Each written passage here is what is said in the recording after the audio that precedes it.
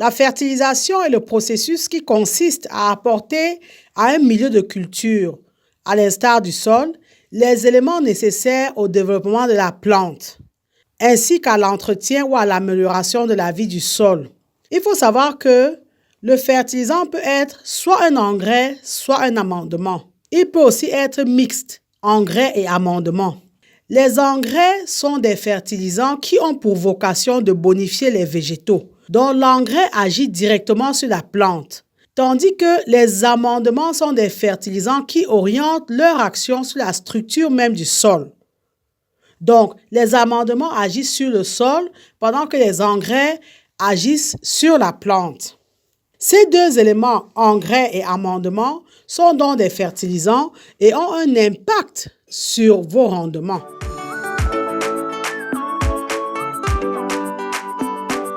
Un engrais est une matière organique ou végétale qui a pour vocation d'apporter des éléments nutritifs aux végétaux, aux plantations ou même aux cultures céréalières. Ils comblent les carences. Ils accélèrent ou stimulent les croissances dans le but final d'accroître fortement les rendements, aussi bien quantitatifs que qualitatifs de vos cultures. Donc, l'action qui consiste à apporter un engrais s'appelle donc la fertilisation. Comme vous le savez en tant qu'agriculteur, les plantes ont besoin non seulement d'eau, mais également d'azote, de phosphore ou de potassium, également de plusieurs autres nutriments. On va rentrer dans les détails plus tard. Il faut savoir qu'il existe deux types d'engrais. Vous avez les engrais organiques qui proviennent la plupart du temps des déchets végétaux ou animaliers. Comme déchets végétaux, vous avez tout ce qui est résidus verts, tout ce qui est compost. Comme déchets animaliers, vous avez tout ce qui est lisier, fumier, purin, etc. Vous avez également, en plus des engrais organiques, vous avez donc les engrais minéraux. Les engrais minéraux, ce sont ceux qui sont issus de l'industrie chimique et de l'exploitation de gisements, un peu comme les gisements de phosphate ou de potasse. Donc là, ce sont les engrais chimiques. Les engrais minéraux ne sont pas des engrais organiques, qui ne sont pas naturels. Il faut savoir que les cultivateurs africains utilisent actuellement beaucoup moins d'engrais que leurs homologues des autres régions du monde, sachant que dans les pays industrialisés, ils cultivent avec énormément d'engrais. C'est ce qui justifie d'ailleurs leur rendement. Sachez donc que quand on parle d'engrais, il ne s'agit pas toujours de produits chimiques. Il existe donc des engrais organiques, donc naturels. On ne peut pas faire l'agriculture et vouloir être performant sans travailler avec les engrais. C'est un peu comme vouloir faire de l'élevage sans alimenter correctement les animaux. Les engrais donnent de la nourriture, entre guillemets, à vos plantes. L'utilisation négligeable d'engrais par les exploitants agricoles africains a un impact significatif sur leur rendement agricole. Ceci s'explique en partie par le coût des engrais chimiques. Les agriculteurs africains doivent donc maîtriser l'utilisation des engrais et surtout s'en servir. Il faut savoir que les engrais doivent apporter en juste proportion 3 grandes classes d'éléments. Vous avez premièrement, les engrais doivent apporter les éléments de base appelés également macronutriments. Il s'agit donc de l'azote, du phosphore et du potassium. C'est pourquoi vous avez la célèbre formule NPK sur nos bidons d'engrais. Donc, en plus de ces éléments de base ou de ces macronutriments, vous devez avoir les éléments secondaires que vos engrais doivent fournir aux plantes. Il s'agit du calcium, du soufre, du magnésium. Et enfin, vos engrais doivent fournir aux plantes des oligo-éléments, à l'instar du fer, du manganèse, du cuivre, du zinc, du chlore, du sodium, cobalt, silicium, etc. Donc, assurez-vous que vos engrais, qu'ils soient organiques ou chimiques, fournissent à vos plantes ces différents éléments-là. Une autre chose qu'il faut avoir à l'esprit, c'est qu'il est important de connaître la qualité de votre sol avant de procéder à la fertilisation. Donc, en général, les éléments secondaires se trouvent en quantité suffisante dans le sol. Les plantes ont besoin de quantités relativement importantes en éléments de base, donc en macronutriments, dont l'azote, le phosphore et le potassium sont des éléments qu'il vous faudra le plus souvent ajouter pour booster vos plantes. À AgriTV Web, nous vous encourageons à utiliser les engrais organiques. Comme engrais organique, vous avez donc les différents fumiers, le fumier de bœuf, fumier de vache, de porc, de poule, de mouton, de lapin, etc. Les plumes également font d'excellents engrais. la cendre de bois, le sang séché, les os, les cornes, les farines de poisson, les déchets de peau, l'urée, etc. Donc, la corne broyée, par exemple, est très riche en azote.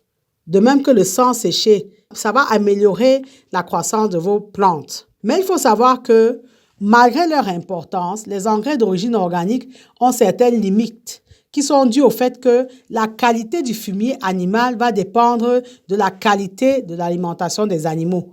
Donc, quand vous fournissez en lisier ou en fumier, essayez d'identifier comment ces animaux-là sont nourris. Parce que très souvent, les engrais organiques ne suffisent pas à répondre aux graves problèmes de fertilité de nos sols, ce qui nécessite d'accroître l'usage d'engrais chimiques.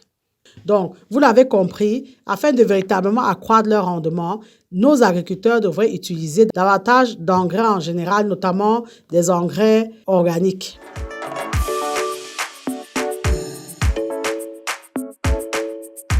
Les amendements servent à améliorer l'état physique, chimique et biologique du sol en favorisant notamment le maintien d'une bonne structure. Ils sont incorporés lors du travail du sol et on les appelle d'ailleurs à tort engrais de fond. Tout comme pour les engrais, il existe deux types d'amendements. Vous avez les amendements organiques et les amendements minéraux. Donc, c'est pareil, hein, les amendements organiques ont une origine végétale. Ils allègent les terres lourdes, donnent du corps aux terres légères et reconstituent le stock de matière organique du sol ainsi que l'humus du sol.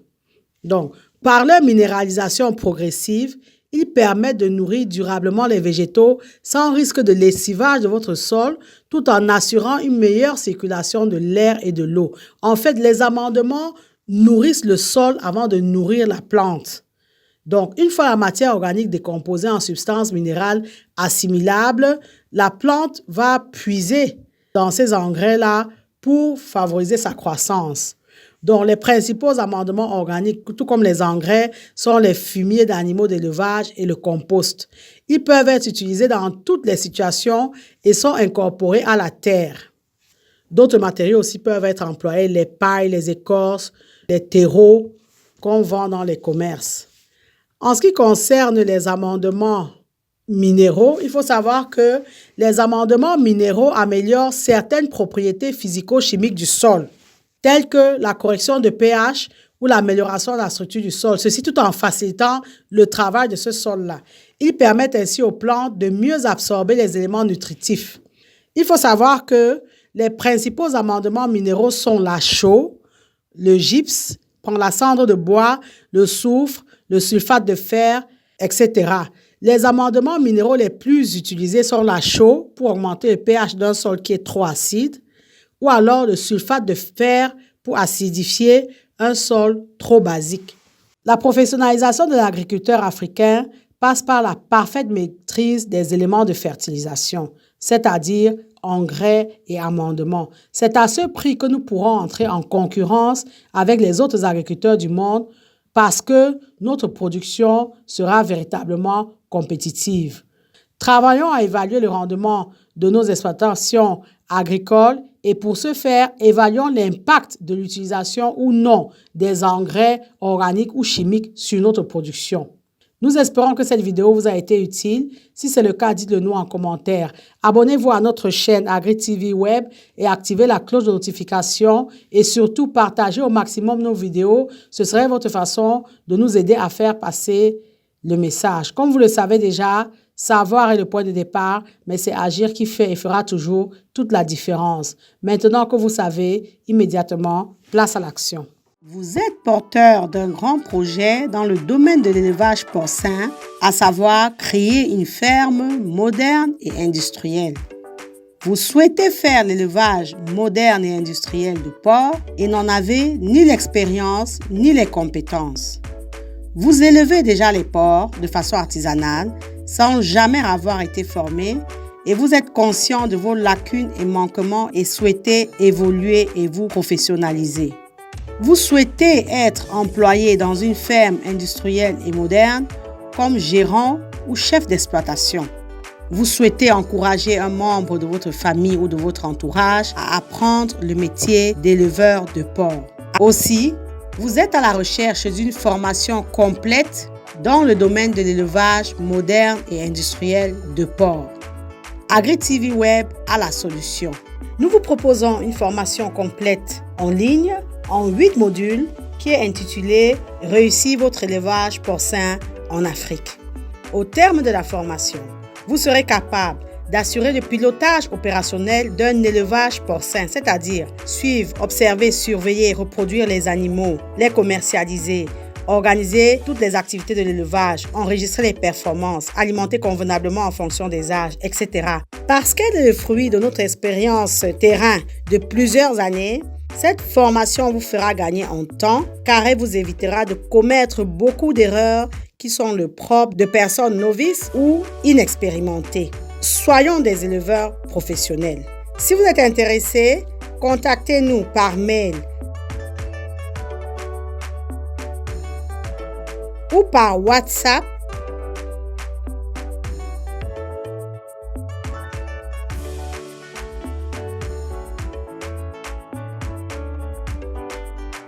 Ne l'oubliez jamais, savoir est le point de départ, mais c'est agir qui fait et fera toujours toute la différence.